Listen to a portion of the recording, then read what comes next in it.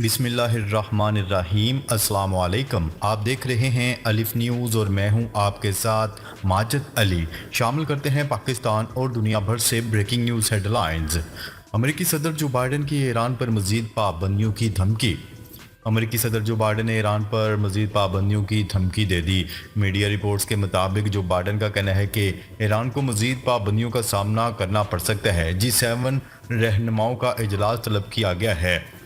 اہم معاملات پر بات چیت ہوگی۔ G7 اجلاس میں مشرق وسطی کی صورتحال کا جائزہ لیا جائے گا۔ اسرائیلی وزیر اعظم سے بہت جلد بات چیت کروں گا۔ دوسری جانب امریکی محکمہ خارجہ نے امریکی شہریوں کو فوری طور پر لبنان چھوڑنے کی ہدایات کر دی ہیں۔ ترجمان امریکی محکمہ خارجہ کا کہنا ہے کہ امریکی شہریوں کی بیروت سے واپسی کے لیے خصوصی طیاروں کا انتظام کیا جا رہا ہے۔ چند روز میں امریکی شہریوں کو بیروت سے لانے کے لیے مزید پروازوں کا انتظام کیا جائے گا۔ ترجمان امریکی محکمہ خارجہ میتھیو ملر کا مزید کہنا تھا کہ امریکی حکام مشرق وسطی کی صورتحال سے آگاہ ہیں۔ غزہ میں جنگ بندی کے مراکز میں حماس نے شامل ہونے سے انکار کیا ہے۔ خبر کے اگلے حصے میں بات کرتے ہیں۔ اسرائیل تنازع بڑھانے والے اقدامات سے باز رہے۔ ایران کے میزائل حملوں کے بعد چین نے خبردار کر دیا۔ چین کے اسرائیل پر میزائل حملوں کے ایران کے اسرائیل پر میزائل حملوں کے بعد چین نے بھی اسرائیل کو خبردار کرتے ہوئے کہا ہے کہ وہ تنازع بڑھانے والے اقدامات سے باز رہے۔ اقوام متحدہ کی سلامتی کونسل کے ہنگامی اجلاس میں چین کے مندوب نے کہا کہ مشرق وسطی تنازع پر چین گہری تشویش میں مبتلا ہے۔ مشرق وسطی ایک بڑی جنگ کے دہانے پر پہنچ چکا ہے۔ چینی مندوب کا کہنا تھا کہ اسرائیل کا لبنان میں داخل ہونا لبنان کی خود مختاری اور علاقائی سالمیت کی خلاف ورزی ہے۔ فریق ممالک اشتعال انگیز بیان بازی سے باز رہیں۔ فریقین خصوصاً اسرائیل تحمل کا مظاہرہ کریں اور اسرائیل تنازع بڑھانے والے تمام اقدامات سے باز رہے۔ دوسری جانب اسرائیل پر ایران کے میزائل حملوں کے بعد اقوام متحدہ کی سلامتی کونسل کے ہنگامی اجلاس میں امریکہ نے پاسداران انقلاب پر پابندیاں لگانے کا مطالبہ کیا ہے۔ خبر کے اگلے حصے میں بات کرتے ہیں۔ اسرائیل کی اشتعال انگیزی روکنے کے لیے حملے ضروری تھے، ایران نے دو ٹوک پیغام جاری کر دیا۔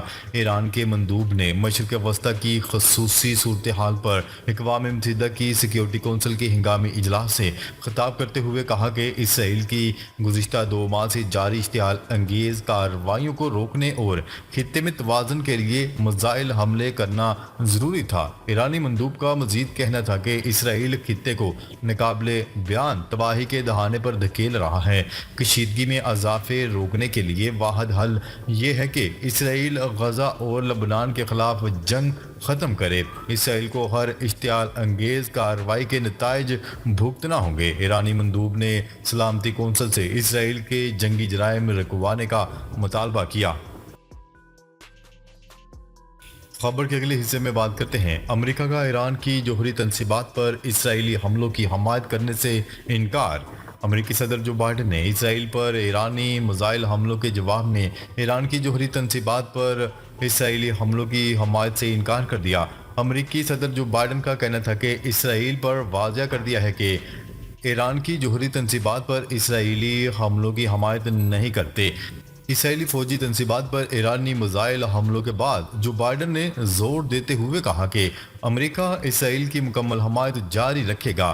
میزائل حملوں کے جواب میں ایران پر مزید اقتصادی پابندیاں لگائی جائیں گی۔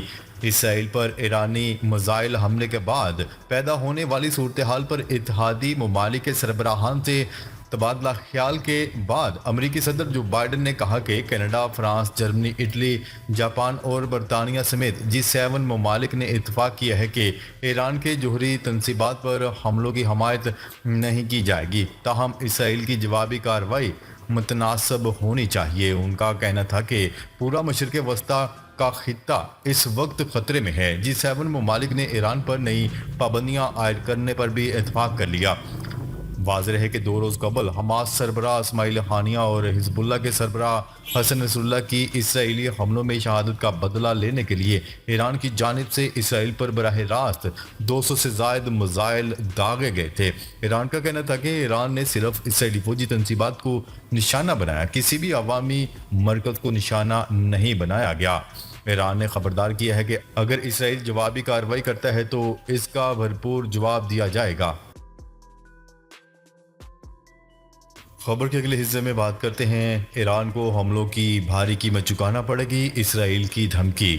اقوام متحدہ کی سلامتی کونسل کے ہنگامی اجلاس سے خطاب میں اسرائیلی مندوب نے دھمکی دیتے ہوئے کہا کہ ایران کو میزائل حملوں کی بھاری قیمت چکانا پڑے گی اور ایسے نتائج کا سامنا کرنا پڑے گا جن کا تصور بھی نہیں کیا ہوگا۔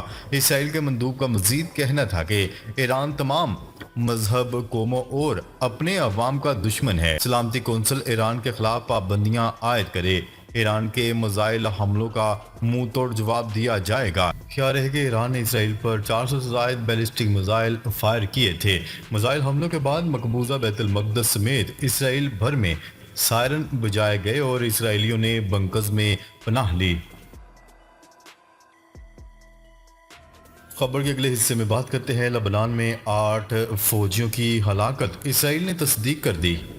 اسرائیلی فوج نے لبنان میں زمینی حملے کی کوشش کے دوران ہونے والی لڑائی میں اپنے 8 فوجیوں کی ہلاکت کی تصدیق کر دی۔ بین الاقوامی خبرساں ادارے کی رپورٹ کے مطابق اسرائیلی فوج کا اپنے فوجیوں کی ہلاکت سے متعلق اعترافی بیان جنوبی لبنان میں زمینی دراندازی کے اگلے دن سامنے آیا۔ رپورٹس کے مطابق گزشتہ روز لبنانی مزاحمتی تنظیم حزب اللہ اور اسرائیل نے جنگ کی صورتحال پر الگ الگ بیانات جاری کیے۔ دوسری جانب ایرانی سفیر کا کہنا ہے کہ تجربے نے ثابت کیا ہے کہ اسرائیل صرف طاقت کی زبان سمجھتا ہے۔ مشرق وسطی کی کشیدہ صورتحال پر اقوام متحدہ کی سلامتی کونسل کے ہنگامی اجلاس میں ایران کے سفیر نے کہا کہ تجربے نے ثابت کر دیا ہے کہ اسرائیل صرف طاقت کی ہی زبان سمجھتا ہے۔ انہوں نے کہا کہ سفارتکاری ناکام ہو چکی ہے۔ اسرائیل جذبہ خیرسگالی کو نہیں سمجھتا، وہ اسے کمزوری سمجھ کر استعمال کرتا ہے۔ انہوں نے کہا کہ اسرائیل کی قابض حکومت خطے کو ایک ایسی تباہی کے دہانے پر دھکیل رہی ہے جس کی مثال نہیں ملتی۔ انہوں نے مطالبہ کیا کہ سلامتی کونسل اسرائیل کے جنگی جرائم کو رکوانے میں کردار ادا کرے۔ خبر کے اگلے حصے میں بات کرتے ہیں، چین اور روس کا دنیا میں سلامتی اور استحکام کو فروغ دینے کا عزم۔ چین کے صدر شی جن پنگ اور روس کے صدر ولادیمیر پوٹن نے دونوں ممالک کے درمیان سفارتی تعلقات کے قیام کی 75ویں سالگرہ کو گرم جوشی سے منانے کے لیے مبارکباد کے پیغامات کا تبادلہ کیا۔ چینی صدر نے کہا کہ 75 سال قبل سفارتی تعلقات کے قیام کے بعد سے دونوں فریقین نے چین اور روس کے درمیان مستقل اچھے پڑوسی دوستی، جامع تصویراتی ہم آہنگی اور باہمی طور پر فائدہ مند تعاون کو فروغ دیا ہے۔ انہوں نے کہا کہ فریقین کے درمیان تعلقات قریب سے قریب تر ہو رہے ہیں، بالخصوص نئے دور میں دونوں فریقین کے درمیان سیاسی باہمی اعتماد مسلسل گہرا ہوتا جا رہا ہے اور عملی تعاون نے شاندار نتائج حاصل کیے ہیں۔ شی جن پنگ نے اس بات پر بھی زور دیا کہ وہ چین اور روس کے تعلقات کی ترقی کو بہت اہمیت دیتے ہیں اور دونوں ممالک کے درمیان سفارتی تعلقات کے قیام کی 75ویں سالگرہ کے موقع پر فریقین کے درمیان ہمہ جہتی عملی تعاون کو مسلسل وسعت دینے کے خواہاں ہیں تاکہ عالمی امن اور استحکام کو برقرار رکھنے اور بنی نوع انسان کے لیے معاشرے کی تعمیر کو فروغ دینے کے لیے نئی شراکتیں تشکیل پا سکیں۔ خبر کے اگلے حصے میں بات کرتے ہیں، فرانس نے بھی جنگی اثاثے باضابطہ طور پر مشرق وسطی منتقل کر دیے۔ فرانس کی طرف سے باضابطہ طور پر بتایا جا رہا ہے کہ اس نے بھی اپنے جنگی اثاثے مشرق وسطی منتقل کر دیے ہیں۔ فرانس کی جانب سے بتایا گیا ہے کہ جنگی اثاثے منتقل کرنے کا مقصد ایران کے اسرائیل پر حملے سے پیدا شدہ صورتحال میں کشیدگی کو مزید بڑھنے سے روکا جا سکے اور ایران کی طرف سے موجودہ خطرات کا مقابلہ کیا جا سکے۔ فرانس نے یہ بھی کہا کہ فرانس اسرائیل سلامتی کے لیے کمٹمنٹ ہے۔ یہ بات فرانس کی سیکیورٹی کابینہ کے راتوں رات ہونے والے اجلاس کے بعد کہی گئی ہے۔ اسی اجلاس میں مشرق وسطی میں فوجی اثاثے بھیجنے کا بھی فیصلہ کیا گیا۔ فرانس کے وزیر خارجہ نے امریکی وزیر خارجہ سے بات کرتے ہوئے مشرق وسطی کی صورتحال پر تبادلہ خیال کیا اور مربوط سفارتی کوششوں پر زور دیا تاکہ اسرائیلی سلامتی کو درپیش خطرات کا مقابلہ کیا جا سکے۔ ناظرین، اب تک کے لیے اتنا ہی۔ مزید خبریں لے کر بہت جلد آپ کی خدمت میں حاضر ہوں گے۔ تب تک کے لیے اپنا خیال رکھیے گا۔ اللہ نگہبان۔